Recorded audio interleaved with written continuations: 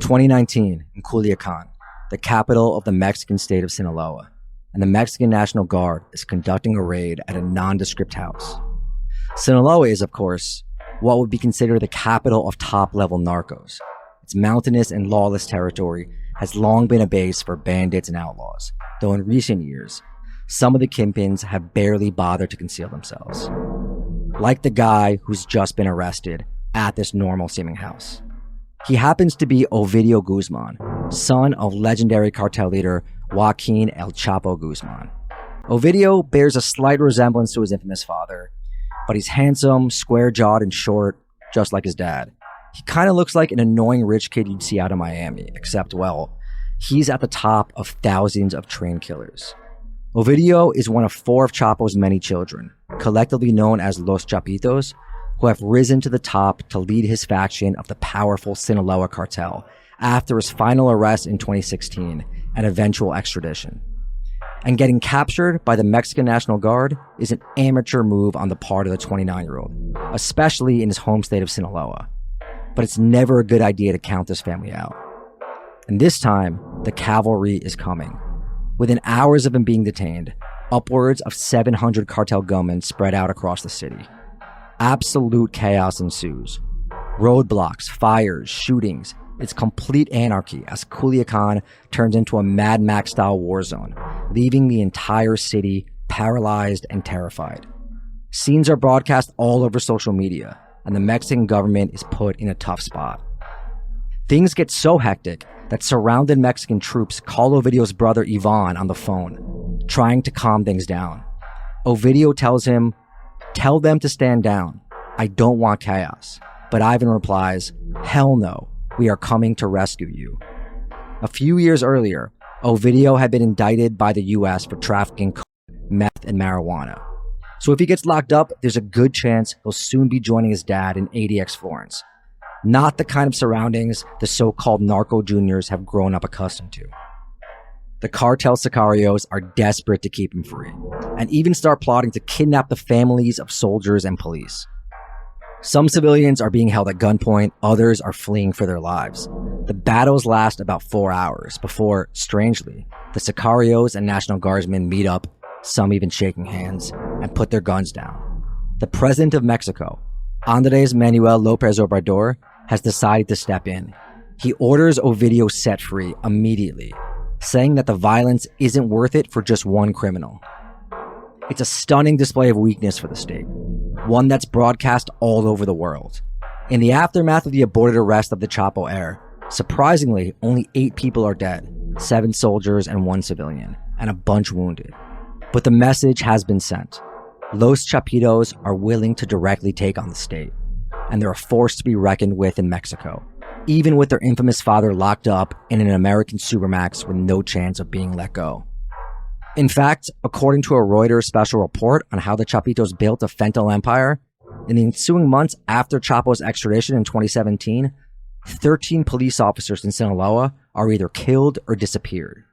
To quote Reuters, that spree was the start of a shift in tactics within Guzman's Sinaloa Cartel, according to 4 intelligence and security officials.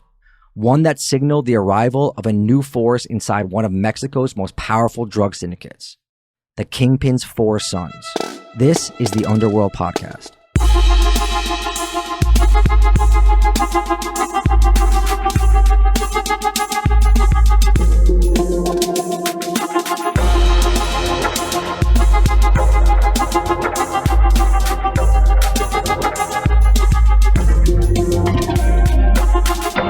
Welcome back to the audio experience where every week a British man by the name of Sean Williams and an American, me, Danny Gold, bring you stories of organized crime, disorganized crime, and everything in between from around the globe. We are 2 journalists who have each spent over a decade reporting in the field on topics of this nature, sometimes even successfully, and now you can listen to us drone on while you barely pay attention and scroll through Instagram.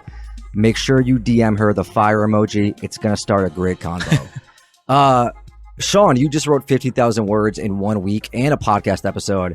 How is that working out for you? Yeah, I actually wrote 15,000 words in a podcast ep in a week while solo parenting and slipping into a deep, deep depression. Oh, my hero. Oh, okay, yeah. As always, sorry, you sound so dejected but no, I'm proud of you. You did great work even without the solo parenting thing. Thank you. Done. You're a good man. As always, a quick plug for our Patreon, patreon.com/the Underworld Podcast, where you can sign up, and we usually post at least 2 bonuses a month that we've been slacking lately. We'll do interviews with journalists, shorter episodes, things like that. You can sign up on Spotify, Patreon, or on iTunes. Help us keep this going. Also, follow us, rate us, do all those things of that nature that we used to be ashamed to mention week after week, but we've since accepted that this is our reality now. If you listen to the show or even remotely follow the news, you know who El Chapo is. We've done episodes on him, on his friends, his colleagues, his enemies over the years. But you might not know much about his 4 sons who have since stepped into his shoes to lead his faction of the all-powerful Sinaloa Cartel. Chapo reportedly has dozens of illegitimate children, much like my partner Sean Williams. But these are the 4 who have gone into the drug business and have gained the most prominence. They are brothers Ovidio, who you know from the Cold Open, and Joaquin Guzman Lopez, who have teamed up with their half-brothers, Ivan Archivaldo Guzman Salazar and Jesus Alfredo Guzman Salazar, to form Los Chapitos, which the name kind of sounds like I don't know, it does sound like a Four Top sort of group, or like a mariachi band. I thought it sounded like a sort of like Midwestern pizza place. Yeah, or like Midwestern taco place, not pizza place. But yeah, Los Chapitos is their name. For those of you who don't know Spanish, that means the Chapitos. Oh, okay. That was in the works for what, 2-3 months? Yeah, I've been was really, I don't know if I delivered it right, but really, really proud of that one. So it's 2 sets of full brothers, and the full brother sets are half brothers with each other, if that makes sense, right? There was also a 5th brother, Edgar, but he was killed decades ago. We're going to get to him in a little bit. These guys, of course, these brothers have a very different upbringing from their infamous father. Chapo himself grew up dirt poor in the mountains of Sinaloa and dropped out of school in the 3rd grade to sell fruit on the side of the road. Ivan, who was the oldest, he was born, we think, in 83 or 84, when his dad was already a rising star in the Guadalajara cartel. He was already getting lots and lots of money. So these kids really wanted for nothing except for maybe, attention from their father, hugs, him to say he's proud of them. Things along those lines. By the early 90s, when Ovidio was born, their dad was bringing in hundreds of millions as the co-founder of the Sinaloa Cartel, along with our previous podcast subject, El Mayo. We did 2 episodes on him that have been doing really well, so people are interested in that. If you go back a couple of weeks, you'll hear them. I think I plugged like 10 old episodes in this episode because we just have so many that we've done on these topics. Feel free, go back, listen to them all. So yeah, it's a very different childhood than many of the first generation traffickers who had to kind of claw their way to the top from nearly insurmountable odds, dirt floor poverty, that sort of thing. And they call the sons of traffickers who get involved in the family business narco juniors, which is, kind of defamatory, I feel like. Yeah, I mean, narco junior sounds like a footballer Chelsea are going to buy for 120 mil. I mean, I should add, actually, while I'm on the subject, go England. Oh my God. I was going to ask, American right? League. Wednesday. Semis. What's that guy? Southgate, right? Don't you all hate him anyway? It's like the weirdest thing ever. Everyone hates him and loves him exactly the same time. It's very British. We hate ourselves and we channel him. And just like the Underworld podcast. So, Ivan, I'll cheer for you. Why not? I like the Netherlands too, but I want you to be happy and successful. Yeah, go on then. That'll make a difference. Yeah. Ivan, who is the rumored leader of Los Chapitos, and whose nickname is actually Chapito, was the first of the brothers to get in real trouble with the law. And while Sean Penn once characterized him as, quote, attentive with a calm maturity in his seminal piece on the Guzman family for Rolling Stone in 2016, Ivan was anything but attentive and mature in April of 2004. That month, a young Canadian exchange student, a woman, and a Mexican guy she had just met that night were leaving a suburban Guadalajara nightclub. There had been a fight at the club with the guy. I don't think the woman was aware of it. Apparently, it was over the woman, so maybe she was aware of it. She was, like I said, a Canadian exchange student. Both of them are ambushed outside the club later that night by men in a red BMW. It's Ivan and his goons. They shoot them, both die. Authorities name Ivan as a suspect in that killing, but nothing ever comes of it. And it just seems like there's a couple moments like this. It just seems like a bad Netflix series about the sons of drug dealers. Like, that's the kind of thing they do. Get into a fight in a nightclub over a woman they don't know and then kill the guy who stands up for her, right? That's like It's cliche, and we can do better than that. What are we thinking about attentive with a calm maturity? What do we think about that? I don't think he displayed those characteristics that evening, and as we'll see later on. The following year, he gets arrested again, this time in true rich kid fashion, for flipping his SUV after leaving a party in that same Guadalajara suburb, which just sounds like it's a nonstop, barrel of fun. In his car, the cops find drugs for partying, not for distribution, and weapons also for partying. This time, he's actually indicted for money laundering and organized crime offenses, but his bail of $50,000 is soon posted and he's released. But as soon as he's released, the cops detain him again for questioning on other charges, including some murders. The original charges against him actually end up not sticking due to insufficient evidence and high-powered cartel lawyers doing their thing, but he's still stuck in jail on those new money laundering charges. And while he's in jail, we get a psychological profile from the prison that was leaked to the Mexican news site Sin Embargo, which, yeah. I should just say, if you don't speak Spanish, that means an embargo on your sins. I think it means no embargo, right? But it means no doubt, I think. Yeah. It's a great name for a website that publishes this kind of thing. The profile describes Ivan as, quote, anxious, suspicious, reserved, and evasive, with veiled hostility. He becomes sensitive. Again, exactly like a young Sean Williams. Okay, young. In the anger management section, it says that Ivan positively channels his anger into recreational activities, such as car racing. But on the negative side, the profile says he shows probable psychological violence toward persons that he does not consider of his socioeconomic level. I mean, this is just, again, a rich cartel kid cliche. Flipping cars when he's yacked up, fighting in clubs and murdering people over some woman he just met, and just being violent to people who he perceives as poorer than him. Yeah, I do that too. I mean, there's not many on the streets, but I do that. It's a lot of fun. I should also say, I just looked up sin embargo because I was like, that's not right. And it means however, not without doubt. That's sin duda. Real-time fact-checking. But sin means like no. Without sin. Oh, yeah. This is embarrassing. While Ivan is in jail, he complains to his dad that the jail is too cold, so El Chapo, being the attentive, good father that he is, he pays a huge bribe to get Ivan some sweats and thermals and stuff like that. He's actually ripped off by soldiers serving as his go-between with the prison officials, who jacked the price up from, I think, $100K to $500K. When Chapo finds out, well, this is a family organized crime podcast, but the results are not so good and not the kind of thing that will get us banned on YouTube. In 2008, Ivan is finally formally charged and found guilty of money laundering. He's sentenced to 5 years, but soon after the verdict, he's surprisingly released from jail on appeal. There's multiple theories to why this occurs. One of them is that to get his son released, Chapo trades Alfredo Beltran Leyva to the Mexican government. He's of the powerful Beltran Leyva faction of the Sinaloa Cartel, who Chapo was allied with at the time. And we've gone into detail on quite a few podcasts on why, like the battle that results from that. I think in the Acapulco one as well, we talk about that. But the Beltran Leyva, they were very powerful. I don't even remember how many brothers it was. I think it was at least 4. And they were sort of, they were beneath Chapo and El Mayo, but they were a very powerful faction and very well connected. When Alfredo's arrested, it causes a huge internal Sinaloa cartel war between the Beltran Leyvas and the Chapo-Mayo faction, which Chapo and Mayo end up winning. There's another theory that's much simpler, that the judge was just bribed. To quote Forbes magazine, in a recent statement, the Federal Judiciary Council, Mexico's top federal judicial agency, said that it had opened an investigation on Judge Jose Luna Altamirano after determining that he had made bank transfers in the millions of dollars that were not reflected in his financial disclosures. The council said several family members also made large bank deposits.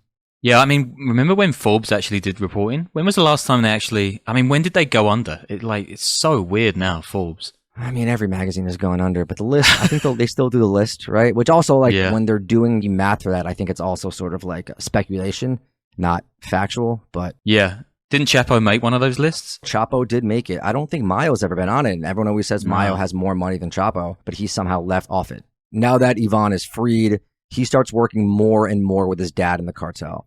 It's pretty typical sometimes of Mexican cartel families that their children follow their father's footsteps in the cartel game, which, I don't know, kind of strikes me as, not great. The smarter organized crime bosses we've covered, they always want to seem to keep their children out of it. Like, why have them go through the same thing when they can just be movie producers or real estate developers, right? But Alas, El Chapo is also following the path of his older pal and business partner El Mayo, who had his sons and daughters follow him into the underworld. We don't know much about the dozens of other rumored Chapo sons, but from what we can tell, these 4 sons, the Los Chapitos, are the ones who gain prominence in the underworld besides Edgar, who we'll get to in a second. And following Ivan, those other 3 also enter the cartel when they become teenagers. I mean, I'm guessing he's got plenty of help at home and he's not, like, worried about sharing the mental labor or whatever the Instagram stories say. But, like, 12, 15 kids, that's just horrible, isn't it? I don't know. Like, even if you're not even looking after them, it just sounds shit. Maybe I'm just speaking from a particularly bad week. I think he might be doing a better job than Nick Cannon, and I think they're around the same numbers. But they don't know how many kids Chapo has. I've seen 12, I've seen 15, I've seen dozens. I assume most of them, or many of them, are illegitimate, even though I don't know how you classify that. You know, the known ones are basically the ones that we're talking about here. And speaking of those 3, besides Ivan, let's rewind a little bit to the childhood of Ovidio. He went to one of the most exclusive schools in Mexico City. And while little Ovidio was seen as a normal kid by his classmates, you know, he went to the other children's birthday parties and participated in normal childhood stuff. The moms of his former classmates saw it differently. And that comes to a head when his grade is planning a trip to Disney, and the other mothers scheme to make it so little Ovidio is not included. His mother even offers to pay for everyone's trip, but he still gets denied. Aww. A day after the other children return from the Disney trip, they all find their mothers no longer have their heads attached to their bodies. I know I made that up, but it's kind of dark. I don't know if I want to keep... It's a little dark, but I just wanted to make sure that you were paying attention, son. But his mom does pull him out of the school after the great Disney debacle. And that's kind of all we know about his childhood. And this story, too, seems kind of made up to me, like a little iffy. I mean, I have to assume there were other connected families in this school. And this was probably around the late 90s, early 2000s. So Chapo wasn't like completely infamous yet. But still, I mean, who's going to single out and deny the kid of a top-level narco? Anyway, not much is known also about the other 2 brothers, Jesus Alfredo and Joaquin, their childhoods. But back to 2008, Ivan is released, Alfredo Beltran Leyva is arrested, and the Beltran Leyvas declare war on El Chapo. In the beginning of this war, they take out one of Chapo's sons, Edgar, who's a brother of Ovidio and Joaquin. Edgar was older. He was already poised to follow in his father's footsteps. He was well connected. He was the first of the sons to be heavily involved. And he had been running his own little operation, independently kind of, like under their umbrella, but, you know, getting his own contacts, his own logistics sorted, making his own money, and really, you know, he was seen to be the heir to Chapo before he was killed. But 40 of the Beltran Leyva sicarios, they catch Edgar at night in a shopping center parking lot in Culiacan and gun him and his security detail down, even supposedly using bazookas in the ambush.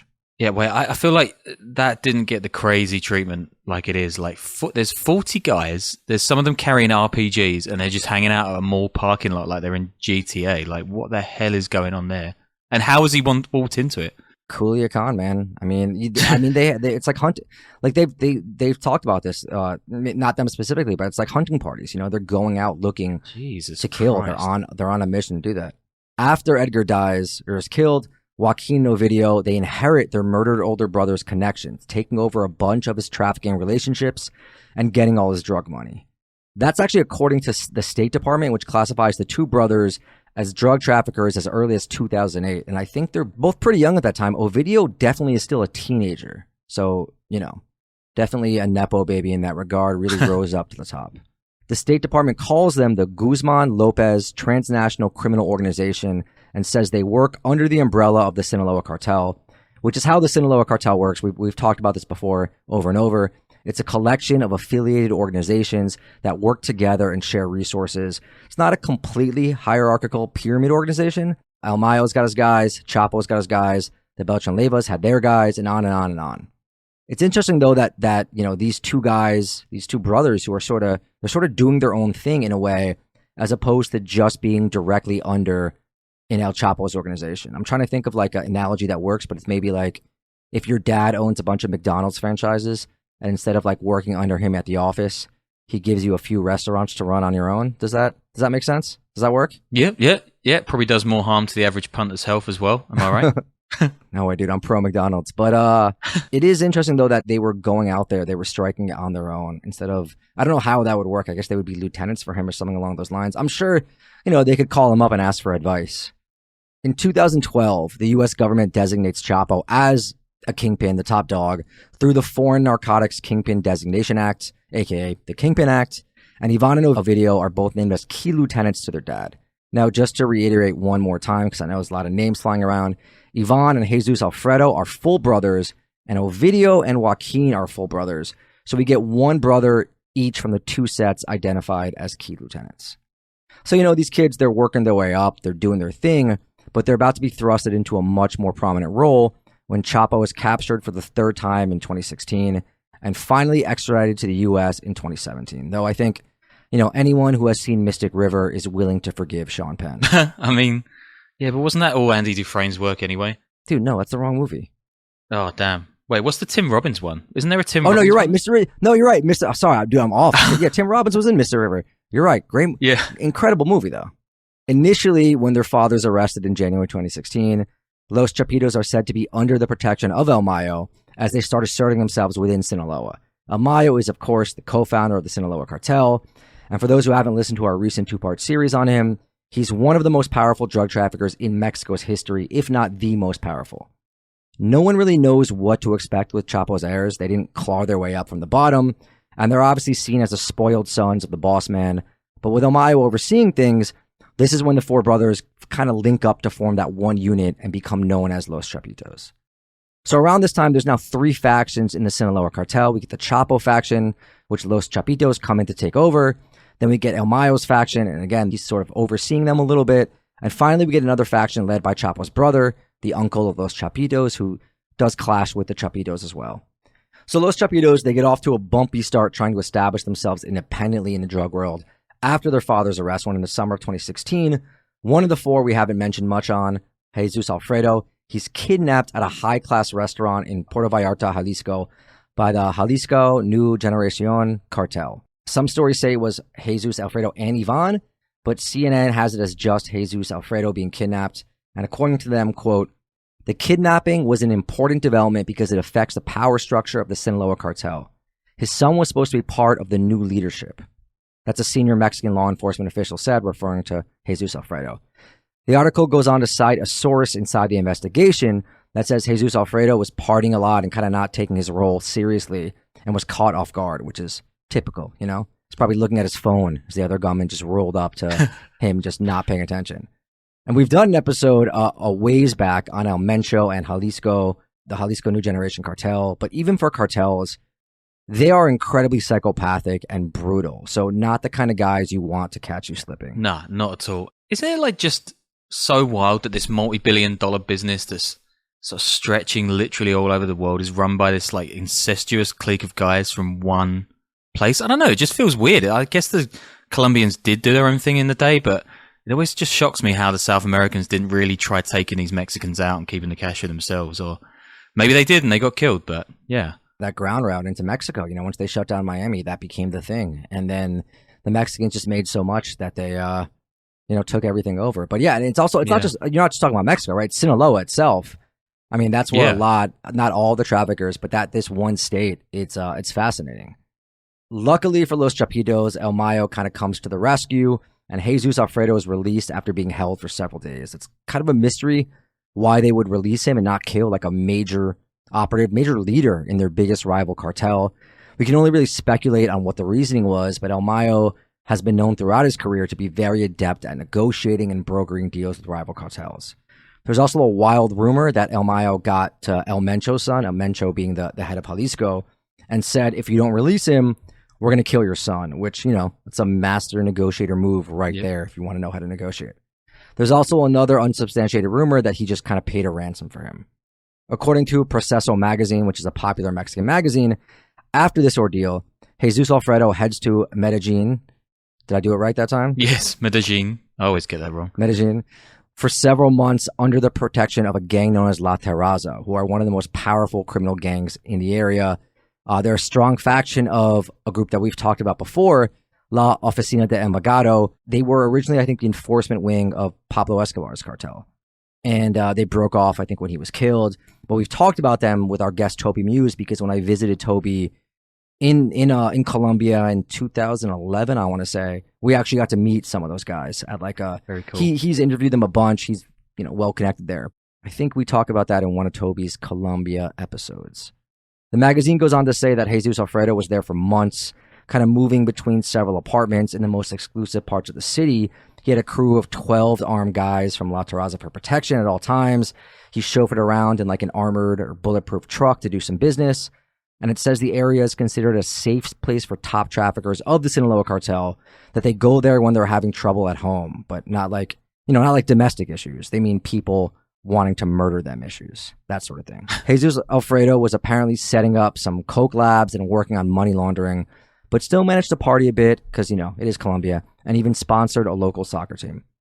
At the same time this is going on, Los Chapitos are clashing with their dad's old right-hand man, who Damaso, I don't even know how to say the name, Damaso Lopez. Yeah. Shortly after their dad is locked up, they start squeezing Lopez, who had previously been in charge whenever Chapo was locked up. He was kind of guy who filled in as the top level outside prison guy.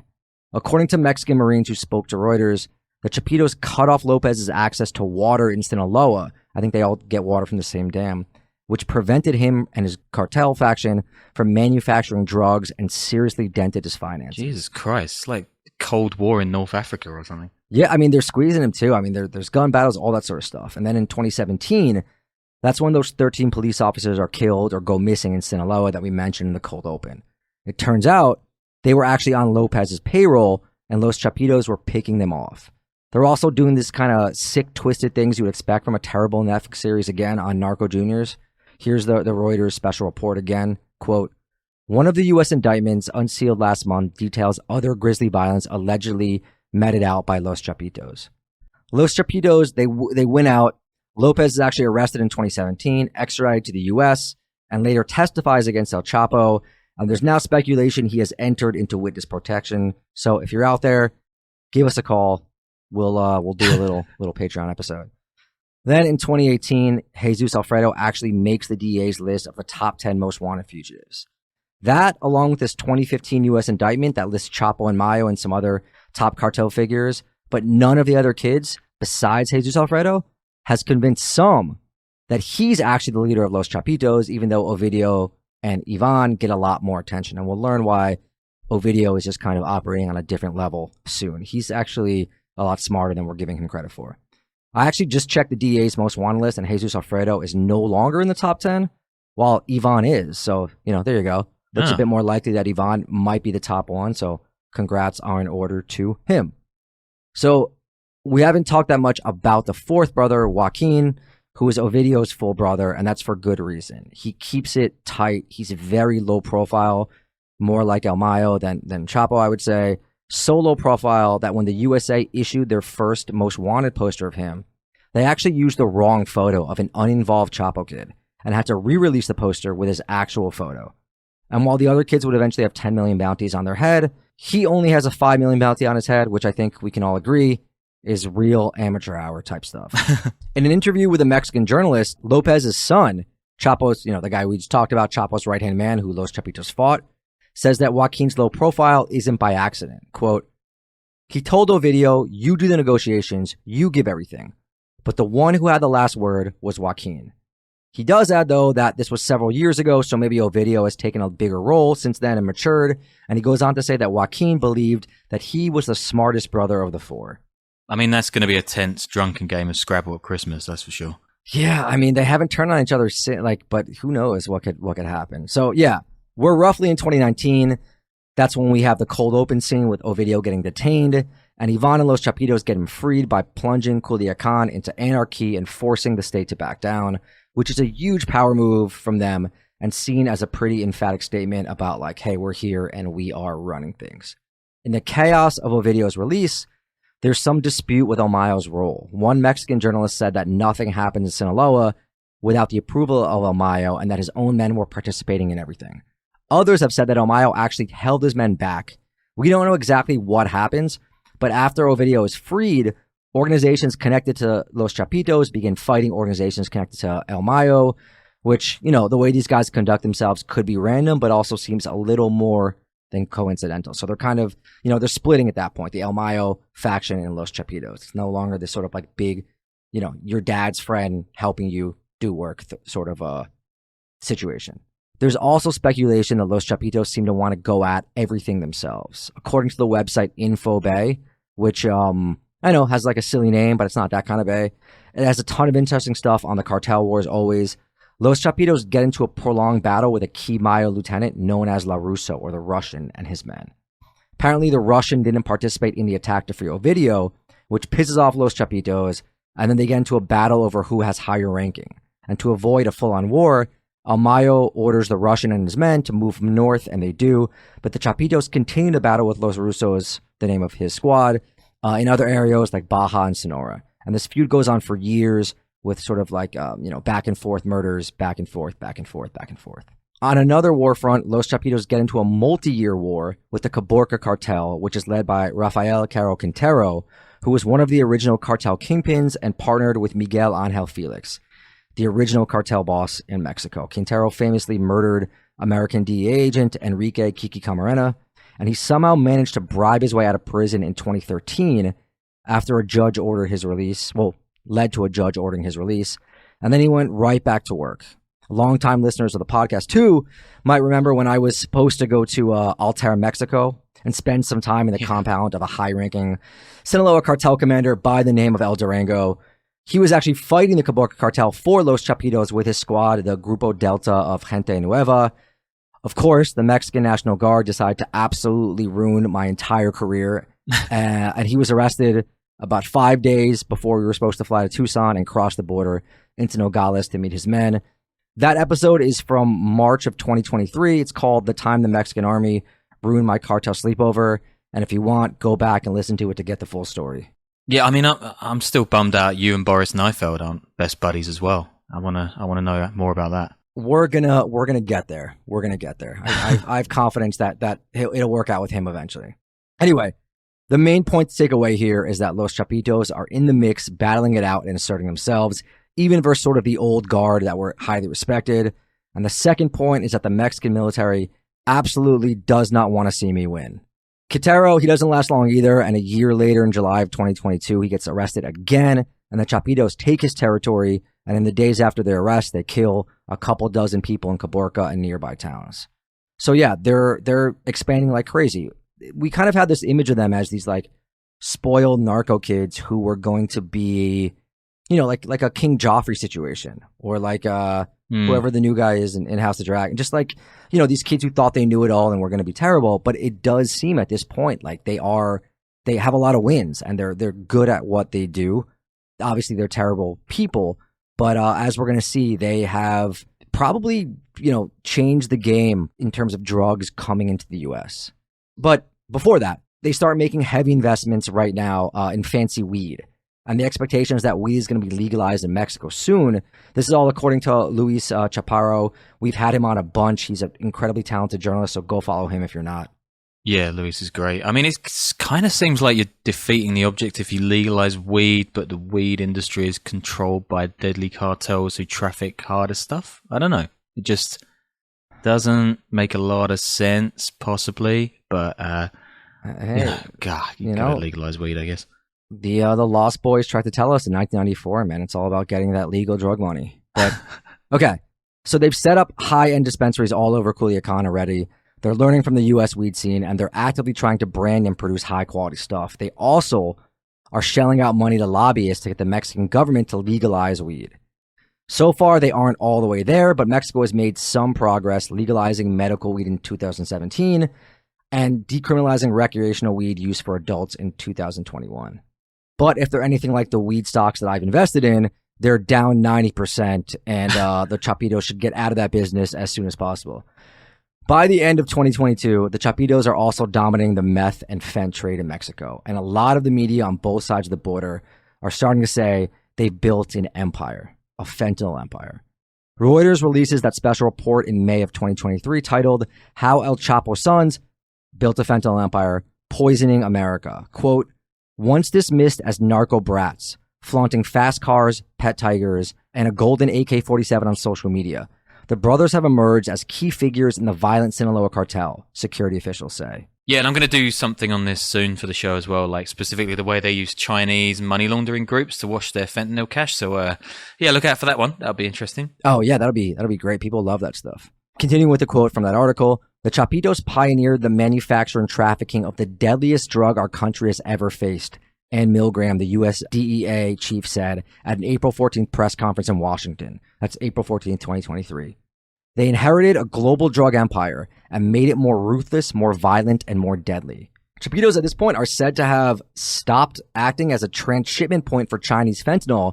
They've actually started importing the precursors themselves from China and opened up super labs all across Sinaloa. According to that Reuters report that cites the State Department, in 2008, Ovidio began smuggling chemicals from Argentina to make meth, and in 2014, he started trying to figure out how to do the same and make fentanyl. So maybe, this kid, despite being a spoiled narco son, kind of is a criminal genius in that way. Here's more. The cartel can turn $800 worth of precursor chemicals into fentanyl pills or powder that reap profits as high as $640,000, according to one of the April indictments, which was filed in the Southern District of New York. That cash, U.S. prosecutors say, has bankrolled a war chest used by the brothers to bribe politicians and cops and finance an ever-growing army of sicarios, or hitmen, to protect their interest. Again, the numbers, when you're looking at DA reports or indictments, I'm never going to put 100% of faith into them, but like the markups, the margins for fentanyl, that's why people start selling fentanyl. The markups are insane, and if you're just buying the precursor chemicals and then doing that, it very well could be somewhere in that neighborhood of like $1,000 to $500,000 in terms of profit. It's insane. Well, at least I guess it's $1,000 in buying the the chemicals, right? But there's all the labs and shit. There's labor, gunmen, smuggling fees, and all that. So either way, they're doing okay for themselves. The Chapitos, like I mentioned earlier, they took issue with all these indictments and even went so far as to release an open letter for the first time, saying none of this was true. How can any of that not be true? I don't, dude. It's definitely true. They've also tried to do some of the, Robin Hood stuff that their dad was known for a little bit more. Like they built an outdoor school in rural Sinaloa during COVID. They're giving away washing machines and food. They have like concerts, things like that. But again, they don't have the most sterling reputation. Here's Mexican crime journalist Marcos Vizcarra. Quote, if people needed help under El Chapo, they got help. If somebody had a health problem and they found out about it, they would get them help. And from that feeling of protection came a sense of governance. Los Chapitos have created a super capitalistic environment. They only see production. They only see a labor force and nothing else. They've also done away with the previous kind of Sinaloa narco kingpin code of not selling retail in their home state and have been having the dealers sort of all work for them. Yeah, I mean, this is like one of the reasons drug crime is so interesting, right? It's like, it's just the most ruthless, gloves-off version of the system we're all living in. I don't know, like, that's one of the reasons I find it fascinating anyway, because those real criminals are, right, Danny? Those crooks in Congress? Those crooks in Congress, correct.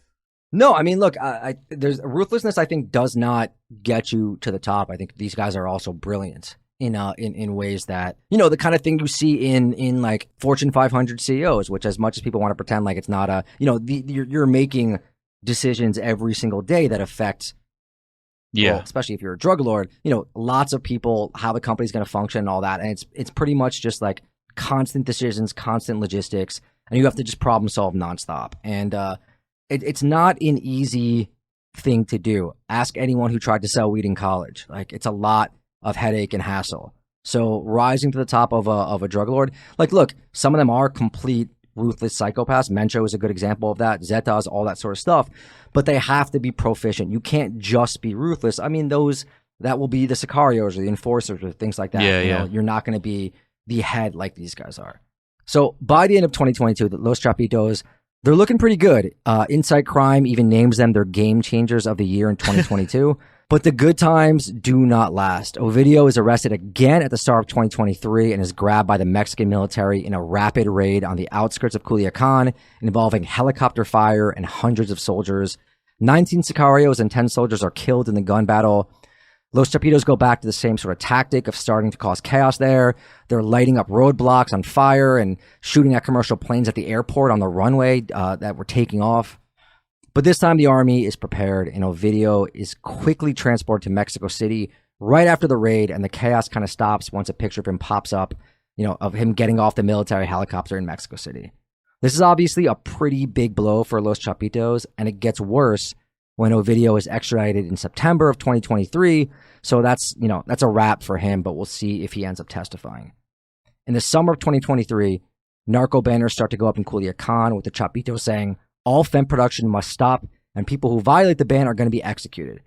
The U.S. is not taking the fentanyl epidemic quietly anymore, and the pressure is on. And even with AMLO not exactly being full on in terms of battling the narcos, it does not bode well for Mexican narcos or kingpins when the U.S. is that laser focused. Yeah, I mean, I'm guessing it'll be more of the same under Scheinbaum as well. But when does she come in? It must be soon, right?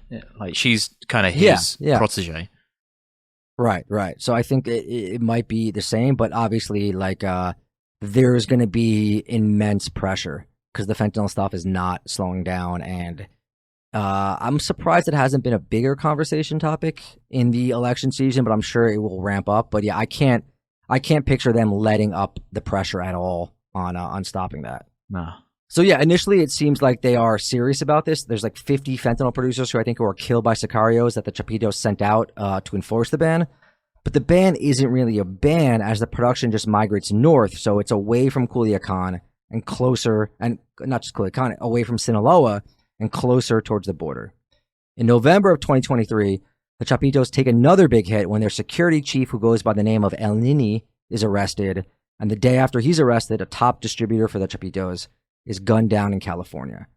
El Nini was just extradited a few weeks ago to the States, so if he talks, it'll of course lead to some more major issues for them, and we should get some really interesting information out of that. If he does, which I think he probably will. But these arrests don't really seem to be doing anything to Chapitos' overall operation. A Mexican defense analyst says, quote, "The adjustments will be in the closest circle. I don't see another criminal group that could dispute their position of power," which is, kind of crazy. I mean, that's where we're at. I think, I'm not someone who is laser focused on the cartel wars like our friend Lewis or other reporters, but I definitely did not expect Chapo's heirs to sort of be able to assert themselves and really be as strong as they are. I figured once he died, the whole thing would split up, and the Sinaloa Cartel has pretty much split up. It doesn't really exist anymore, but Los Chapitos have emerged as powerful players. I guess you could kind of call them, although El Mayo's around as well. It's split into different factions that do their own thing, but they're not the expected spoiled loser narco junior sons who screw everything up that I think a lot of people assumed they were going to be. They've taken some hits, but they're still pumping out fentanyl and meth, much like a young Sean Williams on a Tuesday night in Berlin, and that does it for this episode. There's the hat trick. I was thinking of you. There's another podcast, I forget what it's called, but someone recommended it to me, and it's called Why My Friends Phil and Steve Didn't Get into Berghain. So it's if you guys don't know, Berghain, it's the biggest, probably the most famous club in the world at this point. Yeah. But I was listening to it, and it's kind of it's actually really interesting because it goes into the history of techno and Detroit and East Berlin and West Berlin and these parties, how it started, and then Berghain's history. But the whole time they're talking about how hard it is to get into and all this stuff, and I'm like, my friends got in every time. But man, I've never been turned away. Yeah, exactly, because you got the look. I got the look. I got that sunken, dead, pallid, disgusting complexion. Yeah. We should do an episode called Why Sean Always Gets into Berghain. All right. Anyway, that's enough from us. Thank you guys. As always, Patreon. I don't know, man. Just keep listening. If you do Patreon, if you don't, give us a follow. Support us. Support our sponsors. And have a great week.